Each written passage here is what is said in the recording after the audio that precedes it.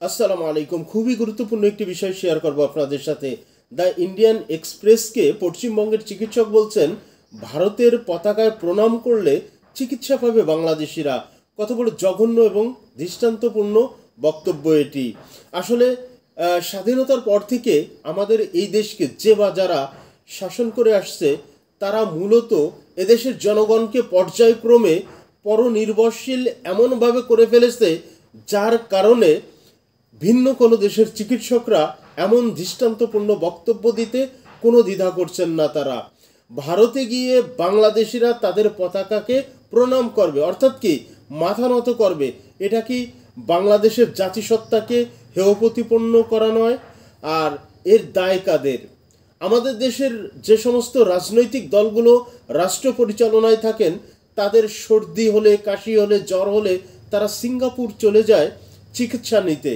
পক্ষান্তরে যারা জনগণের প্রতি মায়াকান্না দেখিয়ে ক্ষমতার চেয়ারকে পাকাপোক্ত করে রাষ্ট্রীয় ক্ষমতায় বসে, সেই জনগণের চিকিৎসা ব্যবস্থার কি করুণ দশা। এমন দৃষ্টান্তপূর্ণ বক্তব্য তারা কিসের ভিত্তিতে করেছেন? এদেশের চিকিৎসা ব্যবস্থাকে রাষ্ট্রনায়করা, রাষ্ট্র যারা শাসন করেছেন, তারা এতটা বেহাল দশার মধ্যে ফেলে রেখেছেন যে তারা এই দৃষ্টান্তপূর্ণ বক্তব্য দিতে তাদের কোনো প্রকার দ্বিধা হচ্ছে না। এর দায় কি আমাদের দেশের রাজনীতিবিদদের নয়? এর দায় কি যারা রাষ্ট্র পরিচালনায় নিয়োজিত ছিলেন এতদিন, তাদের নয়? যাই হোক, তারা কি বলছেন আপনাদের সাথে আমি একটু শেয়ার করছি। পশ্চিমবঙ্গের শিলিগুড়ির এক চিকিৎসক বলছেন, তিনি বাংলাদেশিদের চিকিৎসা দেবেন, কিন্তু এর জন্য ভারতীয় পতাকায় প্রণাম করে তার চেম্বারে প্রবেশ করতে হবে। এটা মূলত এই বক্তব্য এই জাতিসত্তাকে হেয় প্রতিপন্ন করা। তারা বাংলাদেশকে 5ই আগস্টের পর থেকে তাদের মাথায় এতটাই নষ্ট হয়ে গেছে যে তারা হায়দ্রাবাদ, সিকিমের মতো বাংলাদেশকে বানাতে না পেরে তারা বিভিন্নভাবে আমাদের দেশকে অস্থিতিশীল করার চেষ্টায় রয়েছে। তারা বিভিন্ন ট্রাম্প কার্ড খেলতেছে। সংখ্যালঘু নির্যাতন এটি তো মাত্র উপলক্ষ মাত্র। মূলত তারা তো বাংলাদেশকে ভারতের একটি অঙ্গরাজ্য বানিয়ে রাখতে চেয়েছিলেন।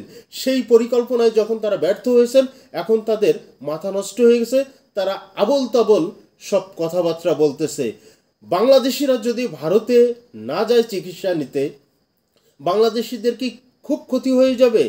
আর বাংলাদেশিদের কি তারা ফ্রি চিকিৎসা দেন? বাংলাদেশিদেরকে দিয়ে হাজার হাজার কোটি কোটি টাকা তারা ব্যবসা করেন। সেই ব্যবসায় যখন ভাটা পড়ে যাবে, তখন বুঝবে এর এই যে তাদের সিদ্ধান্ত, এই যে তাদের বক্তব্য, এর জোর কতটুকু তখন বোঝা যাবে। ভারত ছাড়া কি আমাদের চিকিৎসার কোনো বিকল্প নাই? অবশ্যই রয়েছে। চলুন কন্টিনিউ করছি। শিখর বন্দ্যোপাধ্যায় নামে এই চিকিৎসক ভারতীয় সংবাদ মাধ্যম দ্য ইন্ডিয়ান এক্সপ্রেসকে কথা বলেন। শিখর বন্দ্যোপাধ্যায় বলেন, বাংলাদেশে আমাদের পতাকা অবমাননা করা হয়েছে। বাংলাদেশে আগে করা হয়েছে।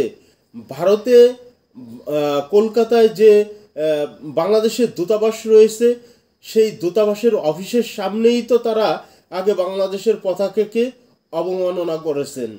চিকিৎসক বলছেন, যা আমাকে কষ্ট দিয়েছে আমি রোগীদের ফিরিয়ে দিতে চাই না, কিন্তু যারা আমাদের দেশে আসবে তাদের আমাদের পতাকাকে সম্মান জানাতে হবে। যাবে না এই দেশের জনগণ ভারতে চিকিৎসা নিতে? চিকিৎসকের বিকল্প কি ভারত ছাড়া আমাদেরকে নাই? পশ্চিমবঙ্গের নর্থ বেঙ্গল মেডিকেল কলেজ হাসপাতালে এই চিকিৎসক বলেন, আমি যে সরকারি হাসপাতালে কাজ করি সেখানে কোনো রোগীকেই আমি ফেরাতে পারবো না, কিন্তু শিলিগুড়িতে আমার ব্যক্তিগত চেম্বারে জাতীয় পতাকা ঝুলিয়েছি, সেখানে একটি বার্তাও যুক্ত করেছি। যারা আমার মাতৃভূমির পতাকাকে সম্মান জানাবে না, তারা আমার কাছ থেকে চিকিৎসাও প্রত্যাশা করতে পারবে না। আমরা প্রত্যেকটা রাষ্ট্রের জাতীয় পতাকাকে অবশ্যই সম্মান করি, কিন্তু কোনো দেশের কাছে আমরা মাথা নত করতে রাজি নই। এতে আমরা স্বাচ্ছন্দ্য বোধ করি না। আমরা ভাই হিসাবে প্রতিবেশীদেরকে গ্রহণ করতে চাই, কিন্তু তাদেরকে প্রভু হিসেবে মেনে নিতে আমরা স্বাচ্ছন্দ্য বোধ করি না।